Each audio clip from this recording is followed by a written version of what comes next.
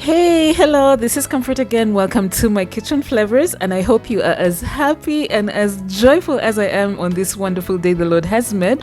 So, by the way, I plan to laugh and rejoice and be so glad today, and even throw in a dance or two.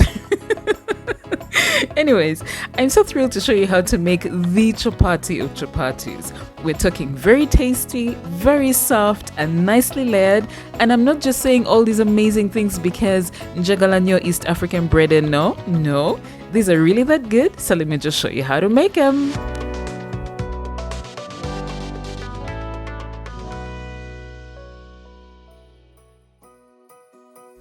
Alright, in this large mixing bowl, I've got 1 kilogram of my all-purpose flour, to which I'm adding salt and whisking that up properly. And then I'm going to go in with my cooking oil. I'll rub that in until the mixture resembles some fine breadcrumbs. Now, one of the things about adding oil early on is that it ensures a soft textured bread, and it also means that I don't need lots of oil when cooking it later. Next, I'm going in with my chopped cilantro, my sliced scallions, and some finely grated carrots. And then I'm just gonna mix those boulonge into the flour.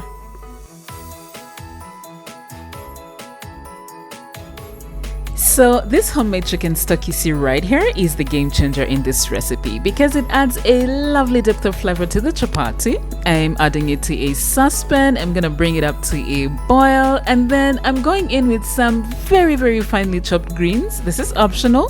Here I'm using some green amaranth or dodo, letting that cook for a minute, and then it's ready to be used. Alright, because the stock is very hot, I'm going to be using a mingling stick to fold it into the flour, which is our next step. Make sure to add the stock a little at a time as you bring the dough together, okay?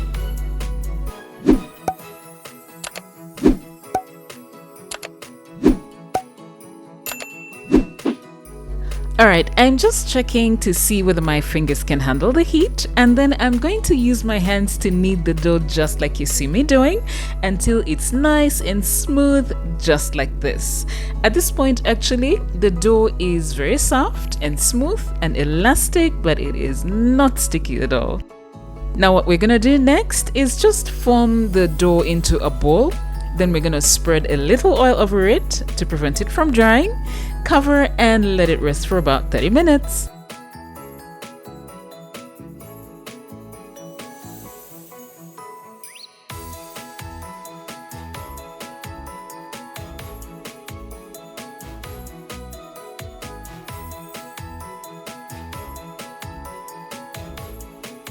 Alright, so this is 30 minutes later, and we're gonna divide the dough into however many pieces that you want. I usually like to make a kalonka gundi like this one and then cut it up like so.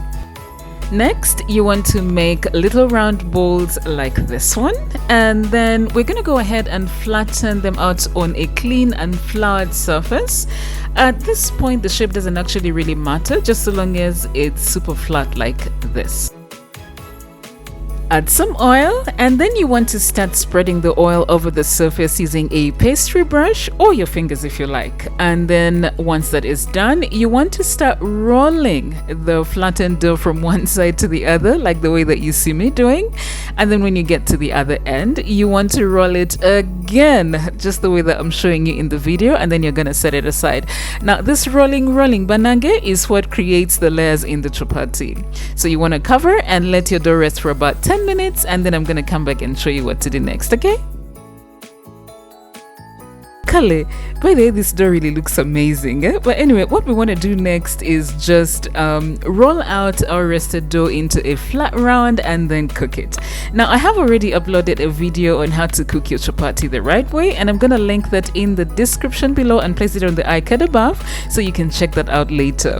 But basically, you want to first roast your chapati in a piping hot skillet for a few seconds on each side or until the bubbles begin to appear. And then you want to go ahead and add some oil and cook it until golden brown. This usually takes about 2 to 3 minutes, and then you are done. So as you can see, our chapatis are coming along really nicely and they are looking so yummy, and you can eat them next to your stews or curries or soups. You can enjoy them as an accompaniment to your teas, as a snack. You can make your own Rolexes at home. A Rolex, by the way, is like a Ugandan, well, think burrito when you think Rolex. Basically, chapatis are an all-day meal, and so if I could, I would eat like 5 a day without feeling guilty. But that would be irresponsible, because God expects that we have good stewardship over the vessels that house His precious Holy Spirit. So I don't eat 5 a day, I eat just 2 a week.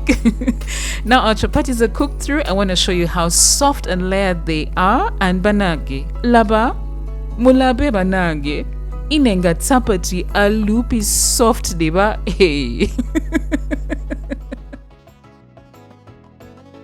So even though making this flatbread is a true labor of love, it's worth every minute, and I'll be super happy if you make this exact recipe for your family someday. But for now, I just want to thank you so much for watching this episode, which I hope you enjoyed. Please don't forget to like, to share, to comment, and to subscribe if you haven't already. Until my next video, choose to live on the bright side of life, because there you'll find so many amazing things, and God bless you. Bye.